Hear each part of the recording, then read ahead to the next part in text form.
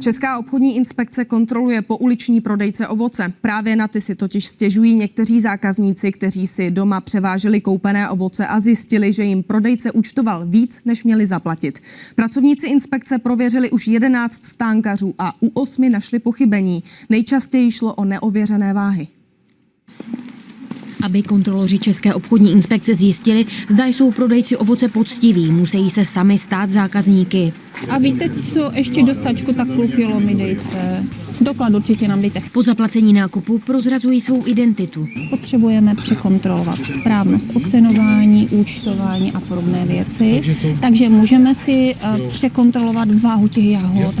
Tato prodavačka nešidila, inspektoři ale našli pochybení jinde. Máte z kterého roku úředně ověřenou?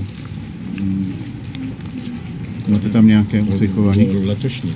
Váhu si sice obchodník pořídil letos, už ale zapomněl na úřední ověření. Vy, když prodáváte něco, tak v obchodním styku musíte používat úředně ověřené měřidlo.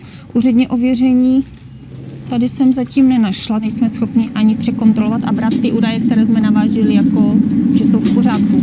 Tak oni jsou v pořádku, si to můžete zvážit někde jinde. Jiná dvojice inspektorů, jiný stánek, ale stejný problém. Opět váha, na které chybí úřední nálepka. Oni mi to dali, já jsem si myslel, že to je všechno v pořádku a bohužel jsem zjistil, že ne. Neměl jsem dostatečné informace, je to moje chyba. Česká obchodní inspekce zkontrolovala v uplynulých dnech 11 stánkařů. U 8 z nich nebylo něco v pořádku. Prodávající ve 2 případech nevydali doklad o zakoupení, což je porušení zákona o ochranu spotřebitele.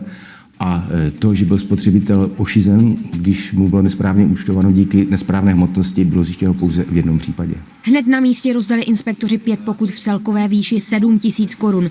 V dalších 3 případech bude s majiteli stánku vedeno správní řízení. Tereza Klumpolcová, Česká televize Ostrava.